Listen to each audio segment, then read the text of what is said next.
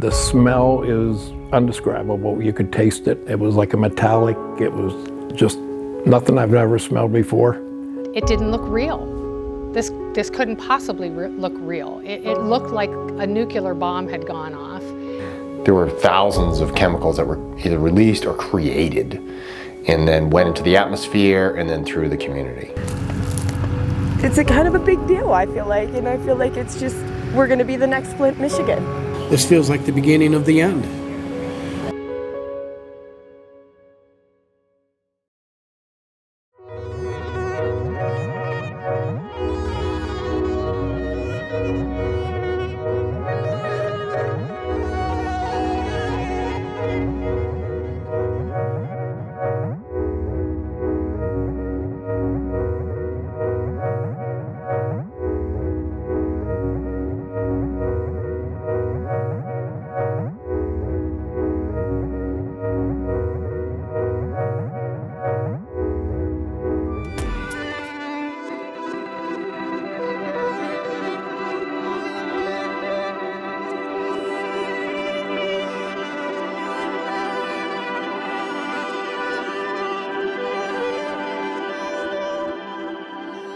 And what was your name, ma'am? I'm sorry? Carly Tuno. Carly Tuno? Again, Joaquin. Joaquin, nice to meet you. Thank you for being here and trying to get information out on this too. Thank you for being open, because I know everything that's happening, it's like... It's hard. It's hard not for people to look at you like you're crazy. And how long have you lived in East Palestine? I'm actually from the neighboring community of Darlington. I've lived there my whole life. And my parents still reside there. I reside right in Chippewa Township on the border of Darlington, South Beaver, everywhere meets right there. And the night of February 3rd, when the derailment happened, I was at home, yeah. I didn't really hear about the derailment the next day. I did hear it from my house. I live by the airport there in Beaver County, so it's not unusual to hear loud airplanes and things, but you did hear it derail. You did see smoke the next day. It burned for 2 days before that they had the controlled burn, which was the worst idea that anybody could have come up with. Controlled burn, please explain controlled burn. Controlled burn. What is your understanding of what happened and what they were doing? They told us that it was the safety valves were failing and that it was going to explode if they didn't do something, which I get that. Maybe they should have had a team of chemists or somebody else with some education on the subject look into it. I don't care if anybody ever takes blame for this. Like, I'm not trying to place blame on anybody. That's beyond the point at this point. In all your experience of working in the state of Ohio and as a volunteer fireman, have you ever seen anything like this? Of course not. Okay, it is truly a once-in-a-lifetime event. Okay, you look and there are train accidents and other kinds of events that have happened that have been that large. Nothing in this area, nothing I've experienced. Yes, I've been a volunteer firefighter for around 47 years. Well, I used to work for the state of Ohio Department of Public Safety, Emergency Management. So we dealt with nuclear power plants and production. Here, I'm an assistant chief and the EMS coordinator. On February 3rd, it was in the evening, approximately 9 o'clock, we received a phone call from our dispatcher that stated that there was a train fire. And usually, fires that deal with the train are usually an engine fire, and it's usually pretty insignificant. This particular time, it was anything but insignificant. The local fire department in East Palestine went ahead and toned out the 3 departments that we normally run together, and then subsequent to that, another 30-some local departments for backup. Okay. Once all of those folks arrived, they took various positions around the fire scene. Some of them were to protect structures. Some of them actually were to try to extinguish the fire itself. The fire was large and encompassed a lot of equipment, a lot of train cars. So some of them were in fact extinguished. some of the cars that just had automobiles on it. The ones that had more of the chemicals, such as plastic resin pellets, and the ones, of course, that had the vinyl chloride, people stayed pretty much away from those. The night that they did the control burn, if you've seen those images Yes. that have spelled out, what was your initial reaction to Well, it was a whole lot larger, I think, than anyone had expected. It was very much placed charges on the vinyl chloride cars, if I'm not mistaken, to eliminate the pressure buildup. And once they were ignited, it had a large plume of smoke, went up to about 1,000 foot, and then leveled off. So I live just a few miles outside of town, and my kids, who are all in their 20s, their best friend is a firefighter, and that's how we heard about it at first, because he was being called in to fight the fire. And my kids jumped in the pickup truck and said, hey, let's go see what this is all about. They couldn't get close to it, thankfully, but they decided to check on their grandmother. My 80-year-old mother is in the 1 mile zone. And within just a couple hours, my nephew, also in the zone, called and said, hey, Aunt Cheney, they're evacuating. I need a ride. Can somebody come and get me? So my kids were able to pull him out, but my mother said, I'm not going anywhere. And she chose to stay until the sheriff's office started knocking on doors on Sunday morning. And we knew, pun intended, it's getting hot in here. People need to go. So I am from the way station, and we are currently in our East Palestine, Ohio location. So the way station is a nonprofit that is, we'll be celebrating 35 years this year. We help with resources for any individuals who can get to us. We serve the needs for people in 3 states and 22 counties. And we have been called into action to assist our friends and neighbors here in East Palestine during this train derailment crisis. So the weekend, because it happened late Friday night, so Friday, Saturday, Sunday, I was just consumed with my own family. What is my mom going to do? Where is she going to end up? What are my sisters who are here with kids? Where are they going to go? So I was just fully into, family mode. Up the top left up there, that's Brayla. And the middle one is Caton. And the bottom one is Raylix. And then up there is Violet and Vivian and Veda. Veda? That's my goddaughter's name. She's a little peanut. Her and I are so close. And I feel terrible. They're moving away like she's crushed. Gregory Masher. Masher? Mr. Masher? You can call me Greg. Greg, how long have you lived in East Palestine my whole life, 61 years. Born and raised. My parents had a jewelry store. It was in the family for 101 years, and my mom and dad got divorced my senior year of high school, and they sold the store then. And yeah, we're from the town. I had a great-great-great-grandfather. Adolph Masher was mayor of East Palestine way back when. So we've had ties to the community all through. Yeah, that was a Friday night. I was sitting here watching a movie with my granddaughters. My daughter called me up and said, Dad, what's going on downtown? And I turned my sound bar down and I heard a couple sirens, but not much. And she hung up and called me back and said there was a train on fire that derailed and it was burning coal. And her and her husband went out by it. And then they came back and picked me up, and we drove out by, and I made a little video and looked, and we realized it wasn't really coal, that something was really big going on. And by that time, there were a lot of fire trucks coming into town, and they dropped me off back home here, and they went home, and I'd walk out back every now and then, and it was just, the whole town was like orange. It was in a lot of smoke. The smell is undescribable. You could taste it. It was like a metallic, it was just nothing I've ever smelled before. That Sunday, the Sunday after the train wreck, they started evacuating people. And my 3 granddaughters and my daughter, her husband, their 3 granddaughters and their Great Dane. And we stayed there, and we're down there until after they did the control burn, which was a week later. And that we watched that on TV, and that was really scary. And we didn't want to come back to town, but we had to. After the governor lifted the evacuation, Norfolk Southern wasn't paying any receipts or anything after that, and it was almost like you were forced to come back to town. And 2 days ago was the first time I came back into town with my granddaughters, and they went back to school.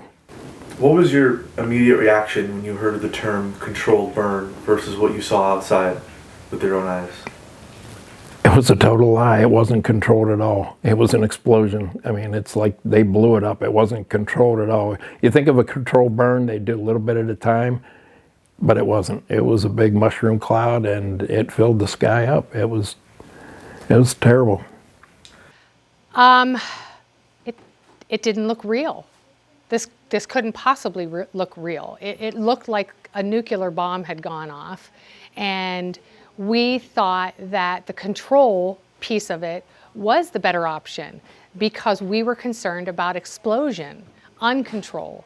So many of our friends are first responders. What is going to happen to them? So we absolutely felt that the control was the best option until we saw it. To see what was released in our atmosphere is still very frightening. Before the control burn, I think most people assumed that the fire was out until they came on the TV and said that there was a chance of an explosion of one of the tank cars, and they evacuated the people within a mile radius. And later they announced that they were going to do a controlled burn, which they said on the TV that they would plant some explosives on the bottom of the tanks. Prior to that, they were going to dig a hole in the ground that the chemicals could spill into, and they would line the hole with flares, and then when the chemicals went into the hole, it would ignite. And boy, when they did that, it looked like it was the biggest mushroom cloud I've ever seen in my life. I'm from East Liverpool, Ohio. By the roads, it's probably 18 or 19 miles, but as the crow flies, I would say 16 or 17. When you first saw those images, what crossed your mind? Just what an environmental mess. I haven't looked into it enough to know if there was any other thing they could have done. I mean, I know that a catastrophic explosion would have been really detrimental to the area. So I understand their reasoning behind the controlled burn. I don't know if there was something else that could have been done, but yeah, I think everybody's mind when we saw that explosion with the controlled burn that it just wasn't good. So I heard about the train derailment on February 3rd on the news, and I didn't really pay much attention to it. And then on the 6th, I heard that there was a deliberate release of chemicals into the environment, and then they lit them on fire, which raised a lot of concerns. But my assumption was that it was well thought out, there would be a lot of testing done, and that would help people understand if it's safe to be where they are in their water, soil, and air. Andrew Welton. I'm a professor at Purdue University in civil, environmental, and ecological engineering. So here in East Palestine and the surrounding areas is a disaster, and I've been studying and working on disasters for 20 years. So about 10 days after the train derailment and the fire and people were let back into their homes, I became concerned that I hadn't really seen any data from government agencies that were responding showing that it was actually safe to go back in, that materials didn't deposit onto surfaces or in homes. A lot of people were complaining about illness and acute exposure symptoms, and it looked pretty real from the first-hand reports that I saw. So that's when I started becoming really concerned that potentially officials didn't really understand what they were dealing with. And what chemicals were released to the public? Well, there's at least 16 different products. You said what, I'm sorry? There's at least 16 different products on the train that were released. And some of them caught on fire and transformed into thousands of other chemicals that were released. So one of the big issues starting off was that for some reason it was simply said that there were only 4 chemicals or 2 chemicals on the train that were released. That's not true. Mm-hmm. There were thousands of chemicals that were either released or created and then went into the atmosphere and then through the community. What happened with your bees? They was alive, and now they're not alive. So I can only assume that this probably was a culprit. Could you maybe give like a percentage or a fraction of how many didn't make it? Because we have half of our colonies here near East Palestine in the 4441 zip code, 4413 zip code. We lost half of them. When he's talking 50%, it's 50% of what we keep. We keep roughly 60 colonies. You said, I'm sorry. We keep roughly 60 colonies. Okay. So here in town on Stacy Road, which is about a half a mile from the derailment, over at Grimm's, which is roughly 2 miles, and right behind our house, about 2.5 miles. Yep. Everything's gone. And that's roughly, it's like 24 or 25 hives. Mind you, it's not only bees dead, but are our boxes contaminated? Do we have to get rid of everything? There was plenty of honey. There was plenty of honey. They didn't starve. They were alive not too long ago when Steve checked. Now they're all gone. To recoup all that, it's thousands of dollars. And you were describing earlier the symptoms that you and your family were facing. My granddaughters, the Sunday after it was Friday night was a derailment that Sunday, and my granddaughters started developing rashes on their chest, their legs, their feet, their hands, their eyes were burning, coughing, runny nose, and that's when we found out that they were people who had the choice to leave and they'd pay for a hotel or whatever, and we got out of town that morning, Sunday morning, and didn't come back for over a week. And were you able to determine if it was the water or the air that caused the rashes and burns? We don't know. We still don't know. It could be a combination of both. We have no way of knowing. They didn't really tell us anything. They said everything was safe, but they're still, my granddaughter last night developed a rash. My daughter got a rash last night, and that was the first night that they've been back in town at their house. And it's scary. The whole thing's scary. Have agencies been helpful? In a way, but nobody has the answers. I didn't rush the kids to the hospital or anything. After we got out of town, within a day and a half, the rashes started letting up, and within 3 days, they were totally gone. When we got down to West Virginia, they were gone. Other people that went, they don't really know what they're treating. It's just they're showing up, and they really can't give anybody an answer. They're telling us everything's safe, but it's not. The biggest thing with us is answers. Nobody knows, because I just don't feel like people are being honest enough. I don't think. Why don't you think they're being honest? I just don't, because you hear too much hearsay. You don't know who to talk to, who's going to be actually giving you a legitimate answer on anything. It's like everybody's afraid to say or doesn't want to say, or like everybody's up in the air. Even us is our well good? Is it not? Is it this? The one guy said, well, it might affect it in 6 months. One guy says, oh, it could be 4 to 5 years to get to you. Or nobody knows nothing. Everything's so indecisive.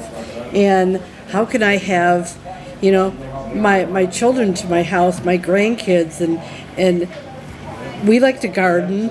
We like to, with our hunt. I mean, anything. I mean, you got to think about illness down the road, illness now. I mean, there's so many people that I've read that have been in the ER for what's this chemical bronchitis? They're calling it. Yeah. Several people. I mean, I've been reading, but there again, are you reading what is true, or is it hyped? Is it, I don't understand. I just don't understand. We have all these meetings and this and that, and I just feel like you can't believe anybody. You don't trust anybody. And as many people as been up at our house, are they blowing smoke up our asses, basically? Well, after the train derailed, there was firefighters and hazmat crews did air testing, but they used these quick, small handheld devices just to gauge, like, is there something there? Is there something they need to worry about? Then additional testing was conducted by different state agencies and federal agencies, where they actually took air samples from on these devices, except they had way more of these devices around the area.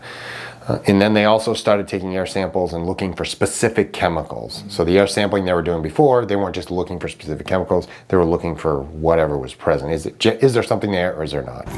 Point out blank, they're not doing the test. They can't have a positive result if they don't do the test. You know what I mean? If and when the EPA and other government agencies say it's unhealthy, the water's bad, the soil's bad, the air's bad, what? I've lost hope on them ever doing it. I'm losing hope every day. Every day, nobody gives me answers. The head of the EPA was just here. I could not ask him a question as a resident of this town and the neighboring community. He would not take my question. Only reporters. I'm not a reporter. But I have concerns that nobody can answer my question. What does it say that he'll take media inquiries but not a resident's inquiries? Right, right. What does that say to you, someone who lives here? Says it's hopeless and that there's no point in that. I don't know. I'm trying not to lose faith in the system. And I have 3 small children, and this is just, it's a kind of a big deal, I feel like. And I feel like it's just, we're going to be the next Flint, Michigan. How does it feel? What does it feel like that people with suits coming in from different parts of the country that are supposedly more educated, not being able to give anyone answers?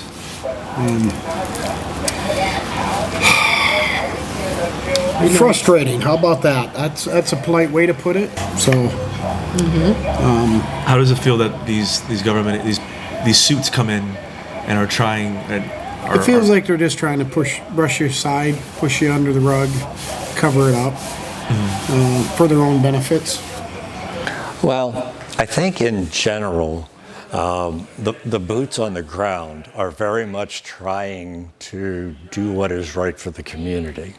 The larger the governmental agency, the less effective it is, the less efficient it is. So most of what is accomplished, I think, is by Ohio EPA, Ohio Department of Health. They have more vested interest. And then, of course, our own responders and health departments have been very much on the scene. As the federal folks have rolled in, it's not that they haven't attempted to do it. I think it's more a case of they're just not really capable of managing that type of a local event. Looks good on paper, but not necessarily in reality. So the EPA wanted to meet with various groups in the community. Prior to meeting with me and other business owners, they met with the school district and teachers and kids to get some, listen to what their concerns are, what their fears are, what their questions were. And so they wanted to give equal time to business owners as well. But I will tell you that the business owners were not single-minded on how can the federal government or any other agency rebrand East Palestine and bring business back into East Palestine. Their number one concern was the people that live here. First and foremost, please, please do the testing that the citizens want. regardless of what you think needs to be done here. And so we had a lot of conversation about the dioxins, and they feel that there are more important toxins that they need to test for first. And they have a plan in place, but they at least are willing to listen that that is a huge fear for the residents here, that they are willing to say, okay, we will adjust our plan, we will do our best to make that happen for you. Because if people don't feel safe in their homes, then people are not going to shop in our stores. So it always kind of a trickle down. Yeah, it's heartbreaking for these kids. This is such a great neighborhood. In the summertime, we probably have 14 kids here every day playing, having popsicles, lemonade stands, everything. It's just a great neighborhood. And this town's awesome. The people are great. They look out for each other's kids, and it's like it's all been taken away from us. And I promised my granddaughters when I bought this house, I bought it for them. We're right across from the school. They can walk to school every day. Our high school's right behind us, and everything we dreamed of is going to be gone. And that's what's sad. Well, I arrived in East Palestine yesterday to view the public speech of the EPA, National EPA Director, Mr. Regan. I noticed that the area was fenced off, and there were some people standing on the outer part of the fence, and I asked them, I said, why aren't you going in? And they said, well, we don't think we're allowed. And I said, well, did anybody say you weren't allowed? And they said no. So I went around the fence and started going over behind the camera people from different news stations, and I was confronted by an East Palestine police officer, and he asked me what I was doing, and I said, I'm here to listen to the public speech here. And he said, well, this is a restricted area and you have to leave. And I said, it's a public street. And he said, well, this is invitation only. And I said, what do you mean invitation only? He said, well, this is just for press people. And I said, this is a public speech in a public street. And he told me I'd had to leave. And I just kind of said, okay. And I didn't move. And then he said, you need to leave now. So I didn't want to get arrested. I probably should have stood my ground, and I regret that. Anyways, I went outside the fence. I couldn't hear anything because there was a generator to my right that was, running pretty loud, so I didn't get to hear the director's speech. So after he was done, everybody went in the new welcome center that the EPA opened up yesterday, and several of us, news crews and myself, tried to get access, and they had limited access. Then the young lady that was a security guard, she said that Mr. Regan was only talking to citizens. So I politely asked her, I said, I'm a citizen. I said, can I go in? And she let me in. Once inside, I was approached by a couple of EPA people, and they asked me what I wanted, and I told them I'd like to speak to Director Regan. And they said, well, he's talking to the media right now. And I said, well, I was told he would talk to citizens. And he says, well, let me check. So, the young lady left, and the guy still talked to me, and he went back. And I believe his name was Grant. And he came back out, and he said, well, what do you need to ask him? And I said, well, I'd prefer to ask him myself. And he says, well, he's going to leave pretty soon. And I told him, I said, that's okay. I'll stay right here. If he's going to, exit out the front door, I'll ask him then. And Grant said that would be okay. And about 20 minutes later, a different guy from the EPA came out, and he said, can I help you with something? And I said, well, I'm standing here waiting on Director Regan to come out. I'm going to ask him a question. And he said, well, Director Regan left. And I said, he left through the back door. And he said, yes, sir. And I said, well, that doesn't surprise me. So I told this young man what my question was, and he wrote it all down and took my information and said he would get back to me. But the question that I wanted to ask the director was, which person from the EPA specifically put their stamp of approval on sending the toxic waste from East Palestine down to East Liverpool, where it is now being stored on the banks of the Ohio River. These hazardous and toxic chemicals have already gotten into this small stream and killed numerous amounts of aquatic life. What idiot made the choice to store it on the shore of one of the largest waterways in the continental United States? And I'm baffled by that. You can't put a price tag on the emotion. The emotion of my granddaughters.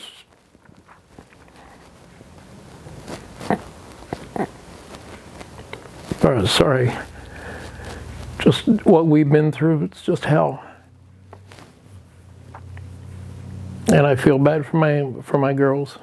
It's been so hard on them.